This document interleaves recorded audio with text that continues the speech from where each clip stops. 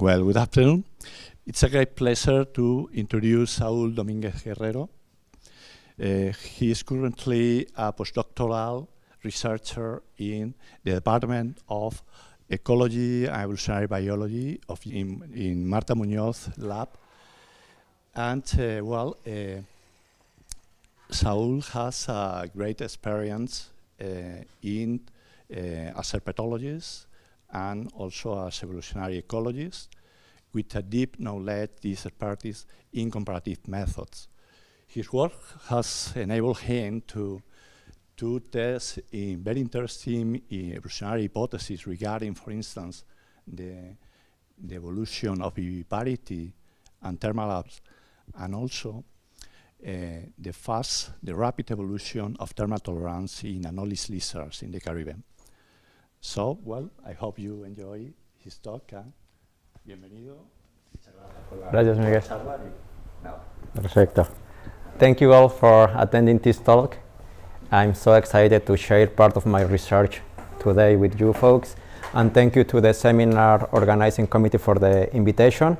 And today I want to talk part of my research studying adaptation of lizards to environmental temperature. I mainly study lizards from North to South America, including the Caribbean islands. And I focus primarily on studying evolution and adaptation to environmental temperature. And why temperature is important in evolution? Temperature is probably the most important factor sculpting phenotypes, because temperature is not just a property of life. Temperature is a property of matter. From cells to ecosystems and from metabolic rate to life histories, temperature governs every biological process. And environmental temperature can range around 100 degrees Celsius if we compare some of the coldest versus some of the warmest environments in the world.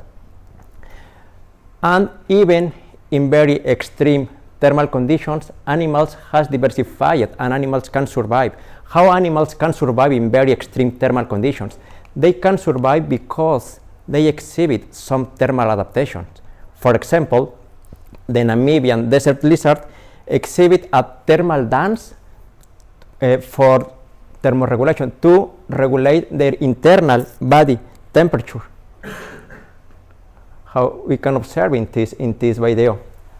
And in the Antarctica, penguins exhibit a huddling behavior for a better heat conservancy. And not only behavior is a strategy to interact with thermal habitat, animals also has evolved different morphological, physiological, and reproductive strategies to adapt to their thermal habitat. In warm habitat, for example, some mammals and birds evolved larger body appendages for heat dissipation. Some insects and vertebrate animals evolved heat shock proteins, or some birds protect their eggs against extreme thermal temperatures by shading behavior. Or in cold habitats, usually endothermic animals, which are mammals and birds, tend to evolve larger body size for a better heat conservancy. Some Antarctic fishes evolve antifreeze glycoproteins, or some animals evolve viviparity for an internal embryonic incubation and to protect their embryos against too low environmental temperatures. And of course, behavioral, morphological, physiological, and reproductive strategies are not independent of each other, and actually they interact to shape integrated phenotypes. So in my research, I'm particularly interested in understanding how and why some integrated phenotypes provides a higher survivorship and higher fitness in some thermal selective scenarios. In particular, I focus my research in comparing thermal adaptation across space, latitude, or across elevation gradients, but also across time, contemporary climate warming. And I focus my research mainly in squamate reptiles, in lizards and snakes, because they represent around 30% of the species of terrestrial vertebrates in the world. And also they live in very contrasting thermal habitats, from deserts to mountain tops.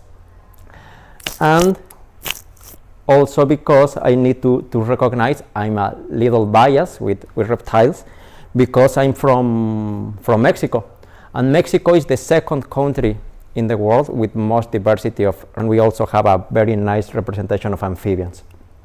So I need to recognize I'm biased with the reptiles, but also they are a very nice and an interesting model system to understanding adaptation, and in particular thermal adaptation of ectothermic animals. And similar than other ectothermic animals, lizards depend on environmental temperature to regulate their internal body temperature and perform their biological activities. If ectothermic animals, including reptiles, maintains their internal body temperature within an optimal range, their performance, reproductive success, and survivorship are maximized. However, if field body temperature of ectothermic animals decrease or exceed their optimal range, the survivorship and performance of the individuals decrease. So, if the individuals approach or exceed their critical thermal limits, which are the critical thermal minimum or the critical thermal maximum, survivorship is lower, or even the animals can die.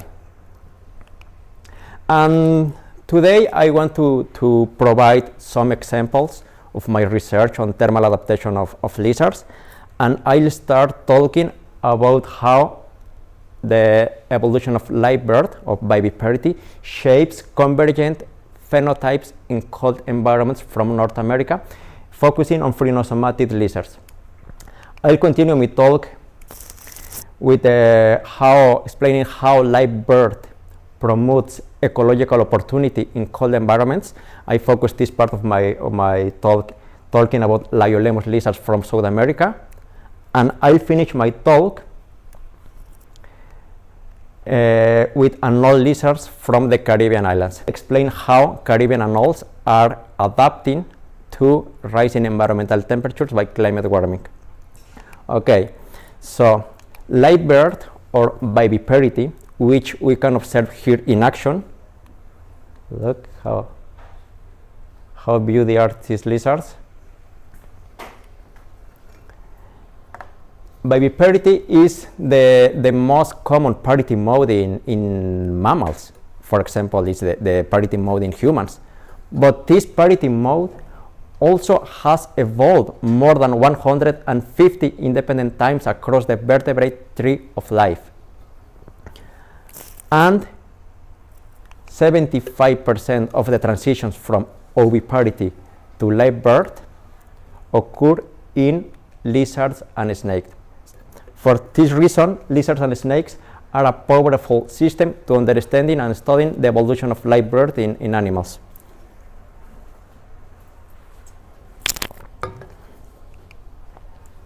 Since more than 1 century ago has been recognized the overrepresentation of viviparous species in cold environments from high elevation and from high latitude. In this map, for example, the red color indicates 100% of representation of viviparous species in high latitude. And given the strong association between viviparity and low environmental temperatures, has been proposed that viviparity is an adaptation to cold habitats. In cold environments, substrate and the egg temperature usually are lower than the optimal temperature for embryogenesis. So temperature is a constraint for incubation of eggs in the substrate. However, if females can incubate their eggs internally, females can provide a warmer and even more stable temperature compared with substrate temperatures. So basically, females can choose the incubation temperature for the developing embryos. it means the cold climate hypothesis for the evolution of live birth. So viviparity affords a thermal protection of the developing embryos. However, an underexplored question related with the evolution of live birth is if independent transitions from oviparity to viviparity promotes the evolution of convergent integrated phenotypes. And to address that question, I focused my PhD in UNAM, Mexico, studying the phrenosomatid lizards, which is the family of lizards with more diversity of species, Mexico and the United States, containing around 170 species. These lizards live from very warm habitats at sea level to higher than 4,000 meters of elevation. And more interesting, the evolution. There are 5 independent transitions from oviparity, here in red, to viviparity, here in blue. So in phrenosomatid lizards, there are 5 independent phylogenetic replications to study and understanding the evolution of live birth and potential convergent phenotypes related with the parity mode. And during 6 continuous years during my PhD, I performed fieldwork in different environments and different places from Mexico to basically data in as many species as possible. And this data includes body size of neonates, body size of neonates, clot size, leader size, body size of adult individuals, field body temperature of the individuals. And we also estimate some data in laboratory conditions, which include laboratory preferred body temperatures. The preferred body temperatures are correlated with the optimal temperature. So the preferred body temperatures indicate the temperature at which performance and fitness are maximized. And we also estimated the critical thermal minimum and the critical thermal maximum of the individuals, which are the cold tolerance, the heat tolerance. And in lizards, they are the lower or the higher temperatures at which lizards lose locomotory response. And combining my data from fieldwork with published information, I obtained a database containing 73% of the phrenosomatid species. And this database contains data of behavior, physiology, and reproduction. And to evaluate the evolution of integrated phenotypes in phrenosomatid lizards, I performed and I compared models. Basically, I compared 3 evolutionary model hypotheses. The first one was a Brownian model, which suggests the phenotypes in phrenosomatid lizards should evolve randomly across time. The next 2 models are Ornstein-Uhlenbeck models. The first one suggests phrenosomatid lizards, independently of parity mode, evolve toward an optimal phenotype, or the next model suggests oviparous evolve different optimal phenotypes. And what we discovered in phrenosomatid lizards, we use the OE library in R to compare the evolutionary models.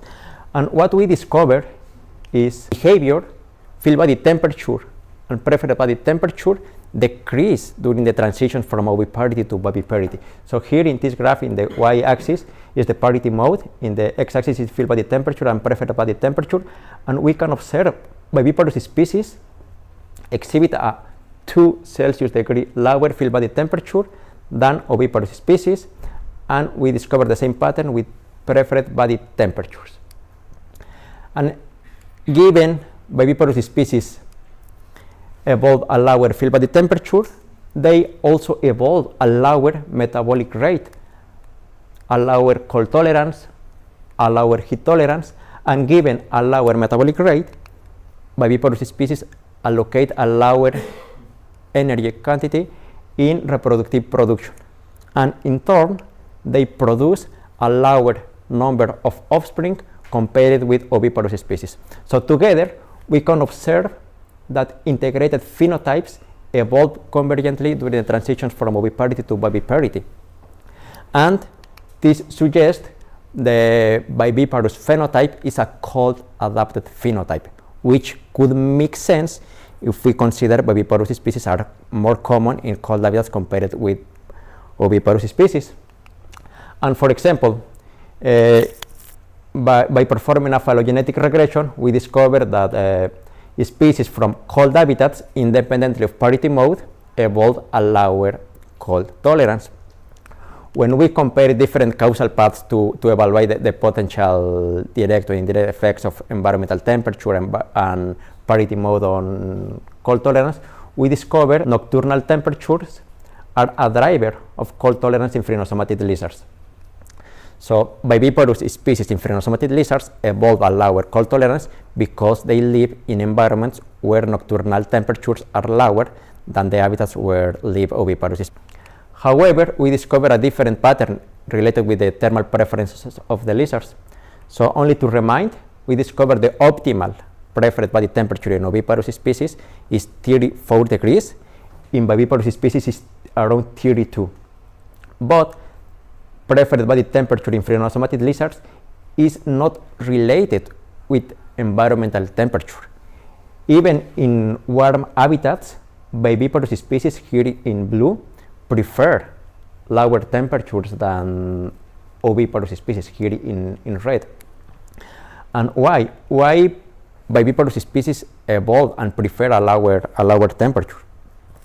Also we compare different causal paths to evaluate the potential associations between parity mode, micro and macro environmental temperatures. And we discovered that environmental temperature or macro environmental temperature at night are not correlated with thermal preferences of the individuals. Instead, only parity mode is a predictor of the evolution of thermal preferences. So viviparous species evolve a lower thermal preferences compared with oviparous species only because their parity mode. And why? By focusing on a population of the mountain hornet lizard, I discovered that the same individual, here the line is connecting the same individual in different, the same females across different reproductive stages. And with pregnancy, females decrease their thermal preference. So there are a interaction between the preference temperature of the females during pregnancy with the offspring phenotype. We discovered preferring temperatures around 32 degrees, which was the optimal temperature in viviparous phrenosomatid lizards. Females preferring temperatures in this range produce larger offspring compared with females that prefer lower or warmer temperatures. And by performing a phylogenetic logistic regression, environmental temperature is a weak predictor of the evolution of live birth in phrenosomatid lizards. And by focusing on the metabolic rate and the reproductive production, we infer oviparity and viviparity are opposite ends of the fast and slow life history continuum. In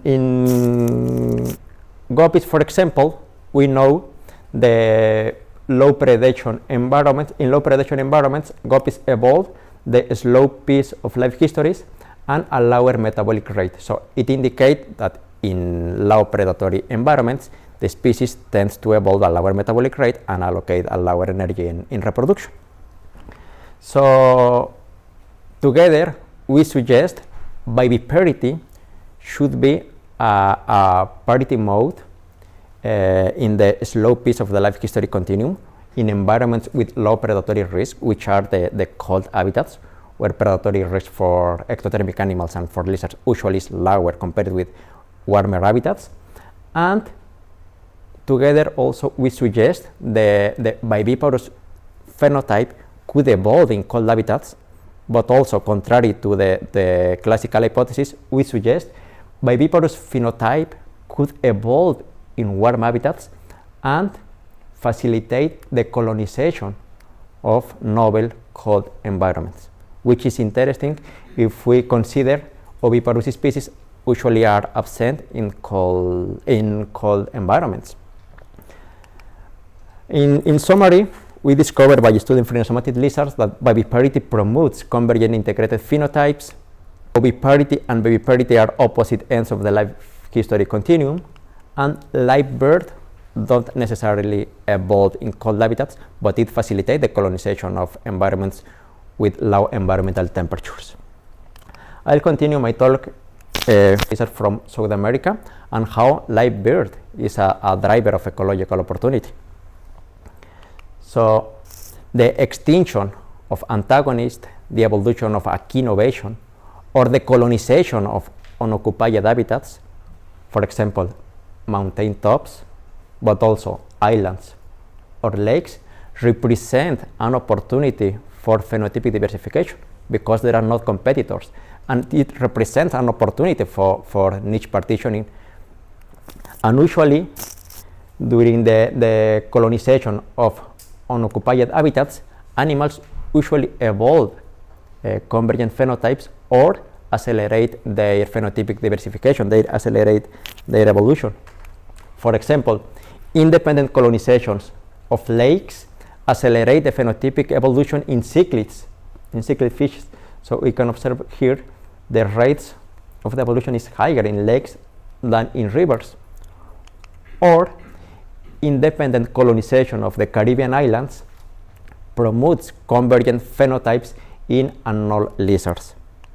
So only to remind, we know oviparous squamate reptiles, the diversity of oviparous species decrease in cold habitats. So cold habitats from high latitude or from high elevation are ideal environments for ecological opportunity.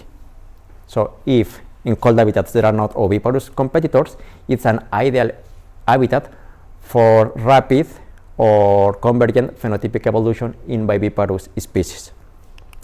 And so we suggest this question. So if independent colonizations of cold environments viviparous species, it should accelerate or promote the evolution of convergent phenotypes.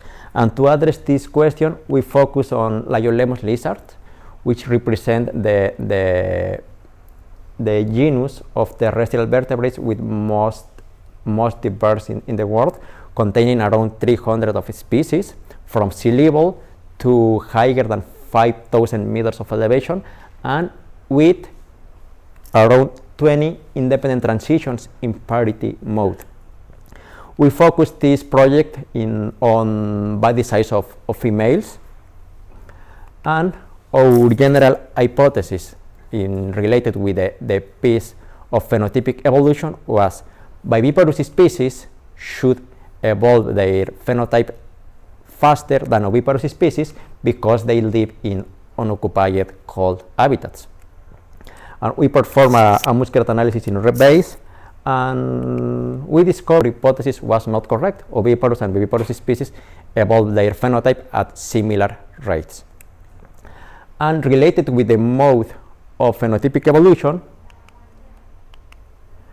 our hypothesis was viviparous species should evolve larger species because, only to remind, they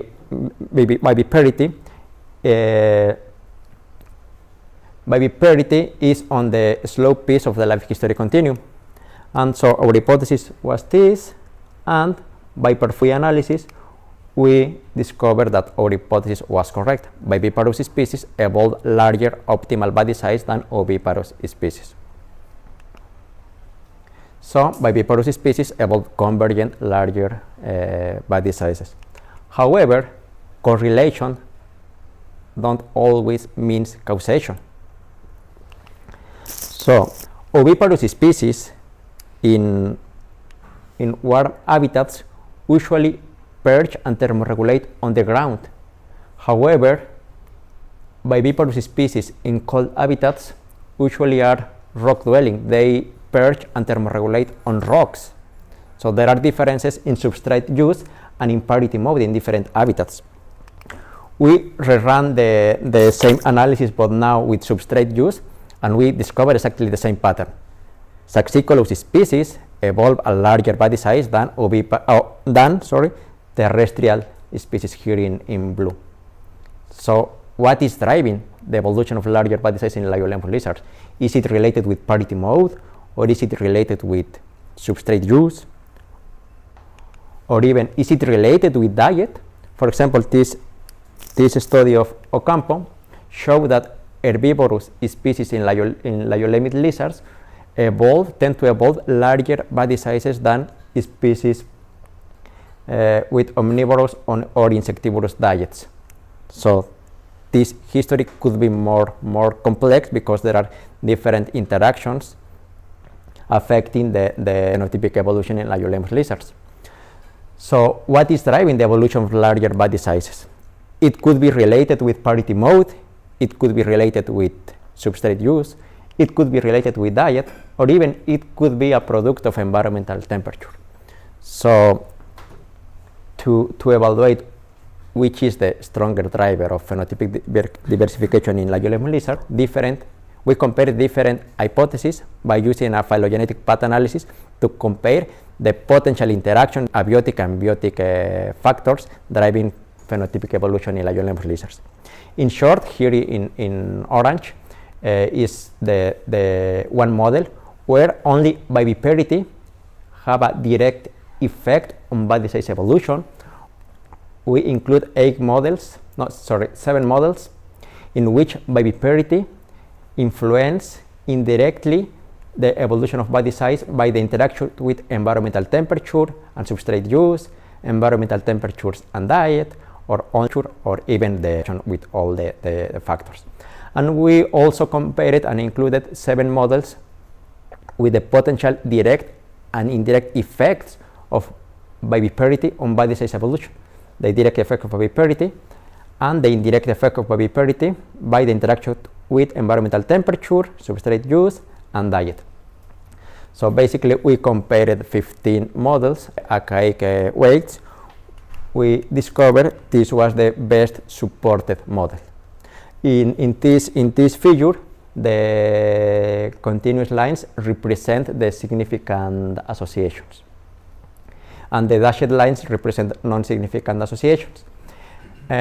We discovered that during the evolution of live bird, viviparous species colonize cold habitats. In cold habitats, the Lyolemus lizards prefer rocky substrates for thermoregulation. They include plants in diet. However, substrate use, diet, or even viviparity don't have significant effects on body size evolution. Only environmental temperature is a significant predictor of body size evolution in Lyolemus lizards. In other words, we discovered that during the evolution from oviparity to viviparity, viviparous species colonize cold habitats, and the colonization of cold habitats promotes the ecological opportunity for the evolution of larger body size, only because low environmental temperatures promotes larger body size as a common pattern in endothermic animals, which is the Bergmann's rule. So in this graph, we can observe in purple the viviparous species, which are larger and live in colder habitats than oviparous species here in green. And probably this pattern, which we discovered in Lyolemus lizard, could be a very common pattern in other vertebrate groups with different parity modes. For example, in sharks, viviparous sharks tend to evolve a larger body size than oviparous species. So probably it's a similar pattern. Probably viviparous sharks evolve larger body sizes because and potential association with ecological opportunity. And in summary, we discovered viviparity facilitate the colonization of cold habitats where oviparous relatives of Lyolemus lizards are scarce or absent. Viviparity don't accelerate phenotypic diversification, but promotes the evolution of convergent phenotypes, promote the evolution of larger body size in females. And finally, I want to talk with anole lizards, which is part of my current postdoc project, and how these lizards are responding to environmental temperature. So only to remind, the climate warming could induce the extinction of 20% of ectothermic species only in this century, including amphibians, reptiles, insects, fishes, and corals, and more ectothermic animals.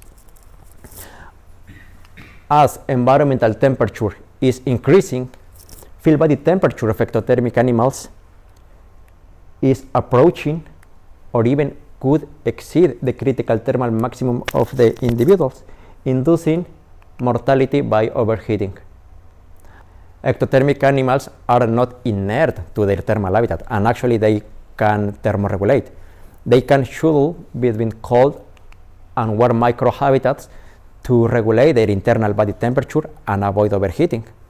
But this thermal behavior is only possible in some particular conditions.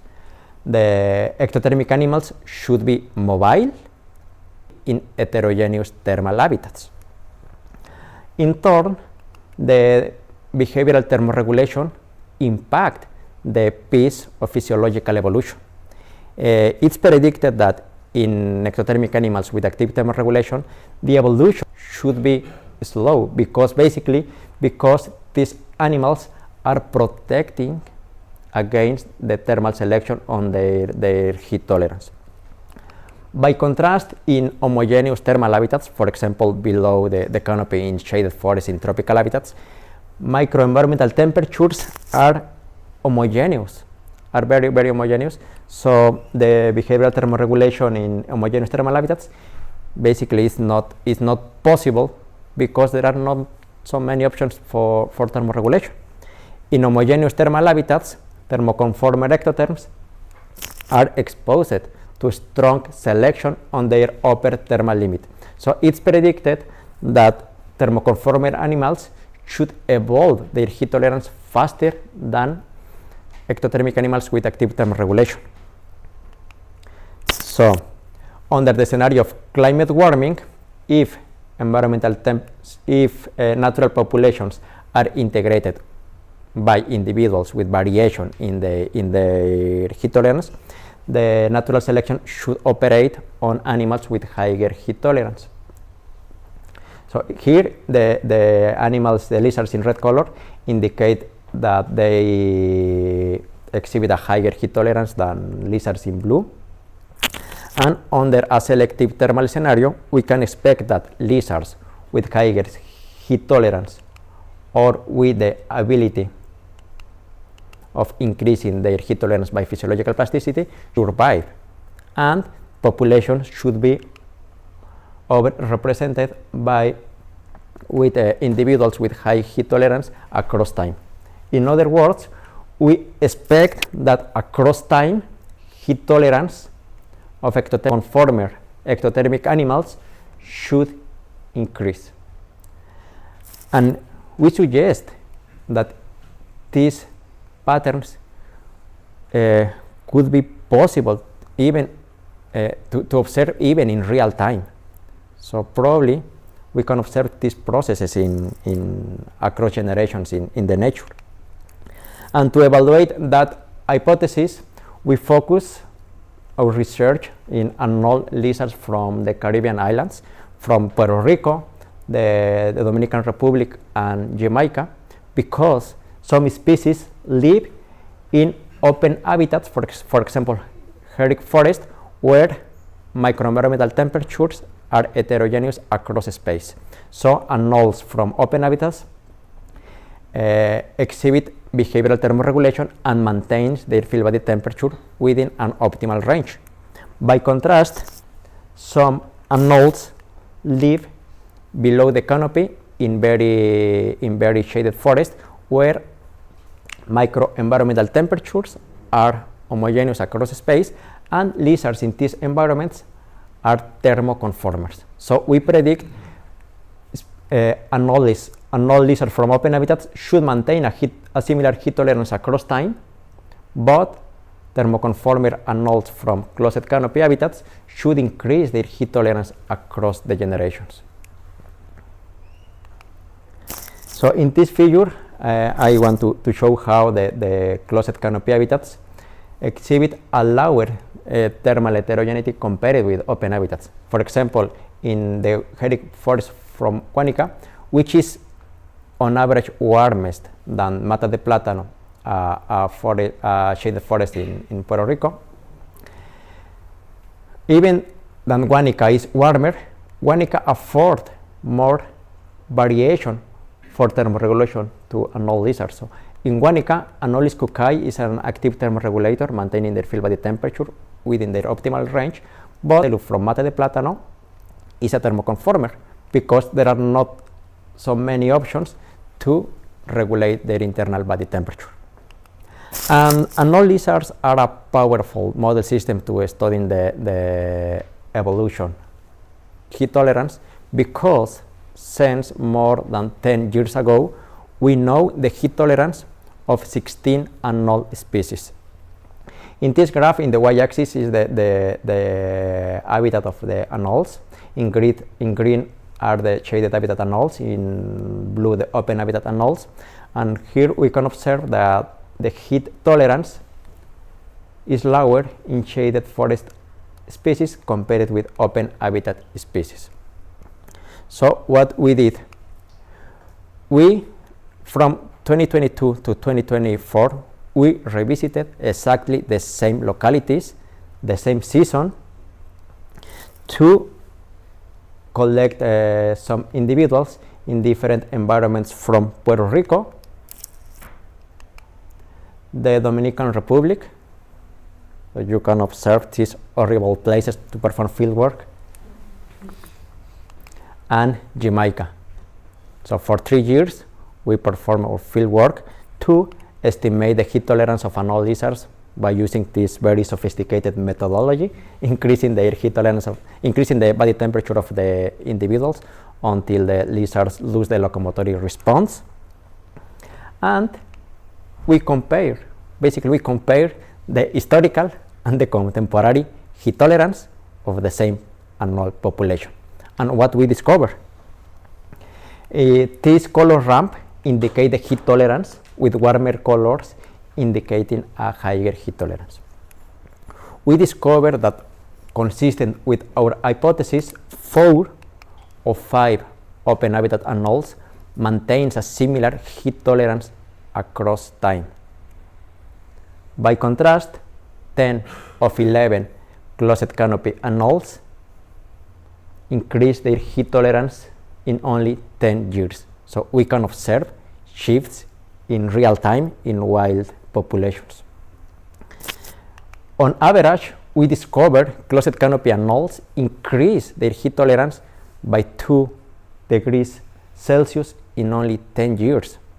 So to remind, 10 years ago, closed canopy anoles exhibit a lower heat tolerance than open habitat anoles, but now the heat tolerance of open habitat anoles and closed canopy anoles is similar, and it's product of shifts in heat tolerance, but only in thermoconformer anoles from closed canopy habitats. And we discovered that the shifts in heat tolerance, the heat tolerance increase more in species with a lower historical heat tolerance. So it's possible that there is a biological limit which is impossible to exceed. So species with lower heat tolerance usually exhibit a higher potential to increase their heat tolerance across the years. Basically, open habitat anoles are on their biological limit and could be hard to increase more their heat tolerance compared with shaded habitat anoles. And at this point of the talk, probably could you be wondering if shifts in heat tolerance could be related with plasticity or with a rapid evolution. And to address these questions, we evaluate potential physiological plasticity by using 2 approaches: seasonal comparisons in the same population and acclimatory experiments. we focus this part of the project in 10 species, and we discovered physiological plasticity in 3 species. During the winter or during the summer, anole species usually increase their heat tolerance compared with the winter season. However, even our data from winter, our contemporary data, is higher than the historical data measured in summer 10 years ago. But of course, this indicates that the shifts in heat tolerance could be related with the plastical shifts in heat tolerance. But we discover plasticity only in 3 species. So if plasticity is not related with shifts in heat tolerance, it also could be related with rapid evolution.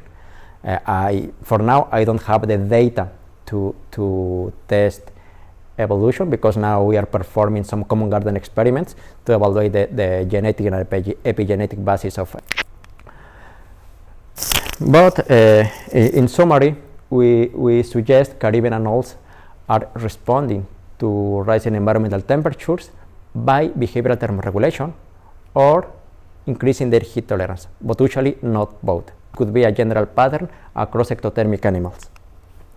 Mobile ectothermic animals from heterogeneous thermal habitats should respond to climate warming by thermoregulatory behavior, and species with limited thermoregulatory behavior animals should increase their heat tolerance across time. And finally, I'm interested in evaluating if this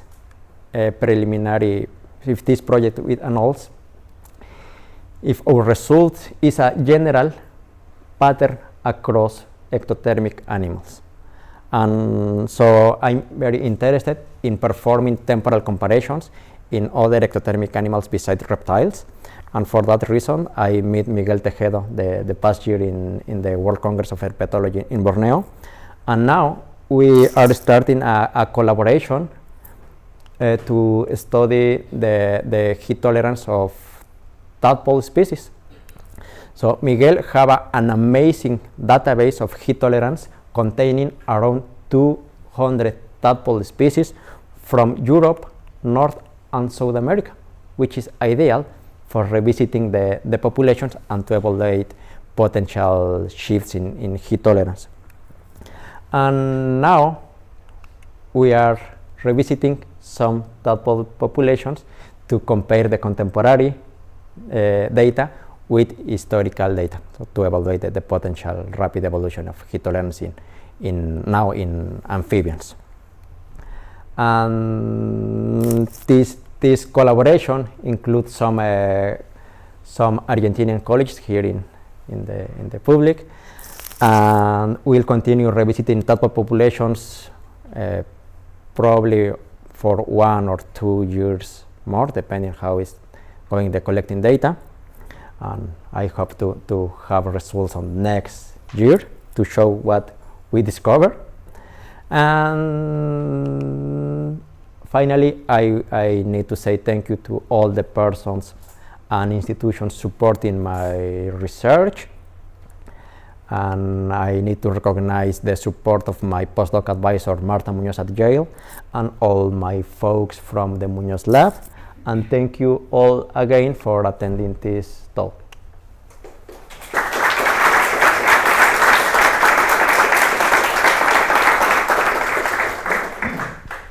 Okay, thank you very much, Saúl, for this amazing talk and this promising project. We have time for questions, so if there are any questions in the audience. One question in the YouTube channel that is from Agus Camacho. He said, Dear Saúl, thank you very much for all this feed for thought. I'd like to know why you choose to describe thermal habitat by using mean annual. By using extreme temperatures, wouldn't it be much more likely to impose selection on thermal physiology traits? I meant to detect selection on thermal physiology traits instead of impose. So could you repeat again, please? Sure. So I need to be sure. I'd like to know why you choose to describe thermal habitat by using mean annual temperatures. Oh, I see. I see. Yes. Yes. We usually compare mean annual temperature in the habitats, but also we compare the operative temperatures, which represent the microenvironmental temperatures, and we observe the trends in substrate temperature by using niche mapper. So we compare the diversity of the thermal heterogeneity and shifts of environmental temperature at the macro and micro scale by using niche mapper models and by using the operative temperatures. Well, I'm not sure if I respond the question of the Agustin, but I can be in Maybe he touch. will reply some later, and we can come back to this question. If there are more questions. Thank you. Okay. Well, thank you for the talk. Very nice.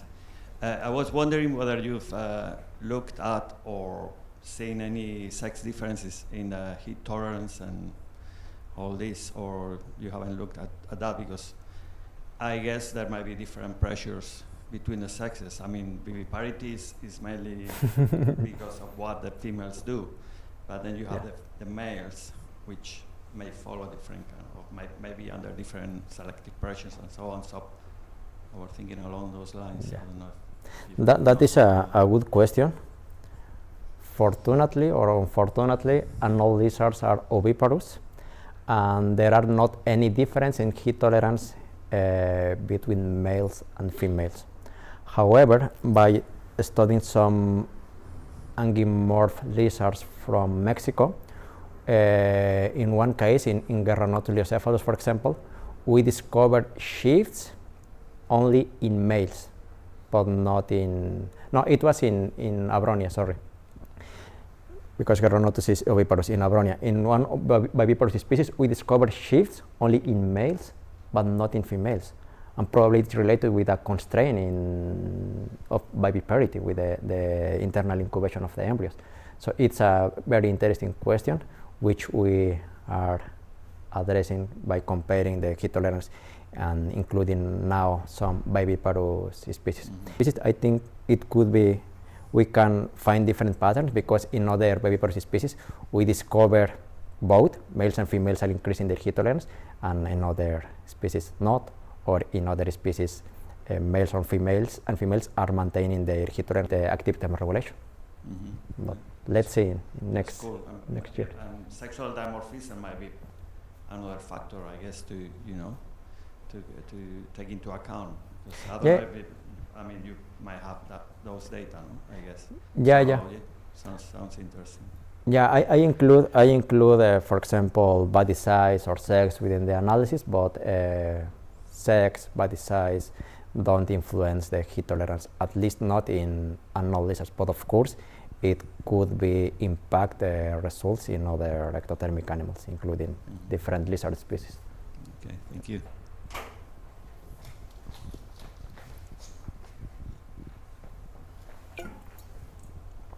Yeah, thanks for your for sharing your research. It's really incredible how much you've done on this topic.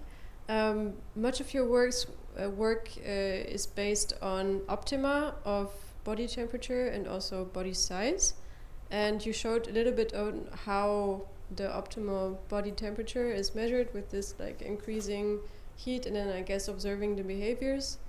Has this been done for all of the many species that you showed in the first part, where you used this to evaluate? And also I wonder about the optimal body size. How do you assess this?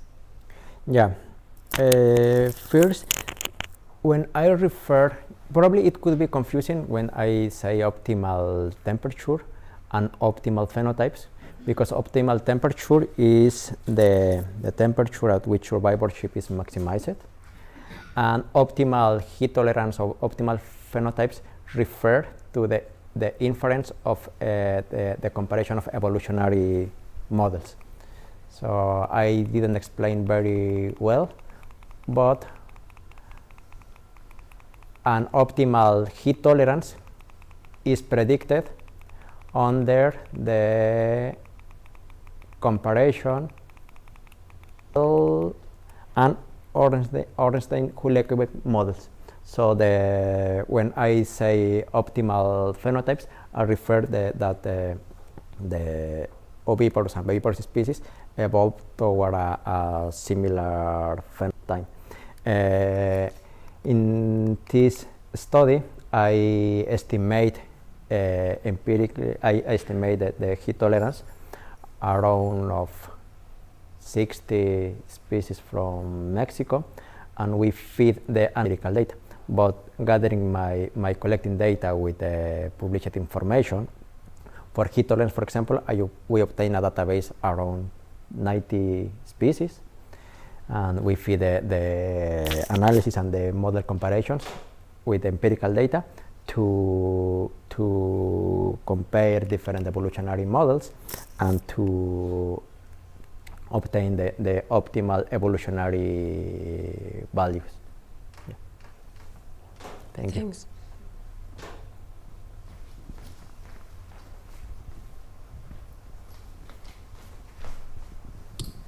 Thank you, very nice talk. I was wondering, in the experiment where you compared data from 10 years ago with contemporary data and in the open and closed habitat, did you also look at condition or size? Like if the animals in the open habitat just avoided the heat, did they become smaller from having less opportunity to forage and those sort of things? Do you know if there has been a shift in the size or body size? We focus only in adult individuals. Yeah, we focus only in adult individuals, and we didn't observe an association between size and the habitat where the individuals perch. Usually for example here for example in this locality, any individual perch in very shaded habitats. We measure the vegetal cover by using a densiometer, and for example the 5 species in this locality from St. Mary in Jamaica live in very shaded habitats, which is indicated by the densiometer, with around 90% of vegetal coverage. Yeah. What I meant is whether in the open habitat where individuals would have avoided the heat and therefore not shifted their thermal tolerance, have you observed shift in their body size instead? Because I see. No. Okay. No, I was wondering the same question. So I compare historical data of body size across the 16 species, but we didn't observe any shift. The anole lizards are maintaining exactly the same size across time, but interestingly, in other reptile groups there are shifts in body size.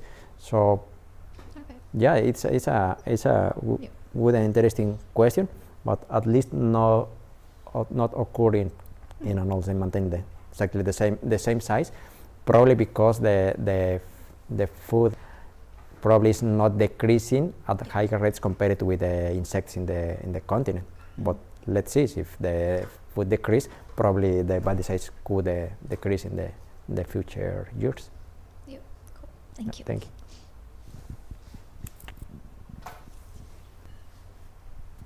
For the first part of your work about viviparity and oviparity, I was wondering, under this concept of move, adapt, or die, in viviparous species that are more adapted in cold temperatures do not have a habitat to occupy and thus don't have this ecological opportunity. Does this risk under the climate change exist? And I mean, if they don't have where to move, probably they will have reproductive failure, or they will not have places to inhabit. So why do they have more ecological opportunities to the oviparous species that, under the climate change scenario of temperature, elevation, probably would have more opportunities to reproduce and to inhabit places? Yeah, I hope it makes sense as a question. No, of course, totally makes sense. under your hypothesis, probably the extinction of viviparous species at the similar time than oviparous species are colonizing more habitats from high latitude or from high elevation, because these habitats are warming. Probably the extinction of viviparous species could promote an ecological opportunity for oviparous species. Now the cold habitats represent an ecological opportunity because oviparous species are scarce or absent, but this comparison is only across space. But your question is very interesting because it should be a comparison time. Probably the evolutionary dynamics should shift across space. Probably the ecological opportunity should be for oviparous species with the extinction of viviparous species, which actually are more in risk with the climate warming.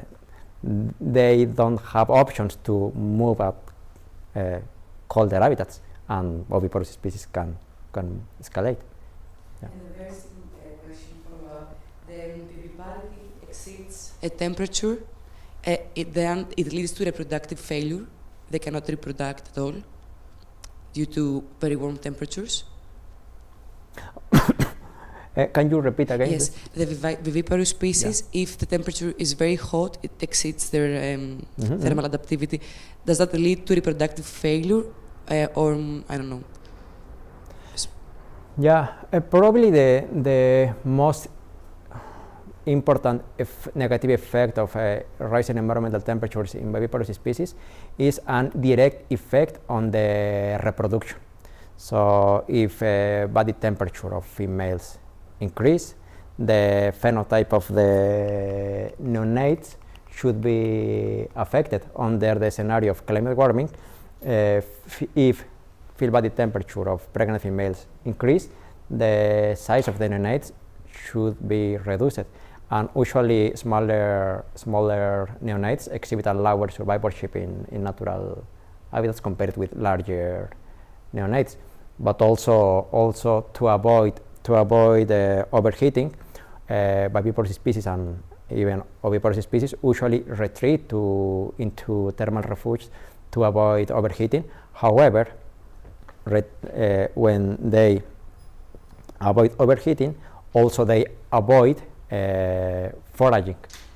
If there is not energy to allocate in reproduction, the populations also can decrease and collapse, not only by the direct effect of climate warming, instead by the indirect effect by increasing the activity time of the individuals in the population. So there are direct and indirect effects of environmental temperature on the survivorship of them. Thank you for the question.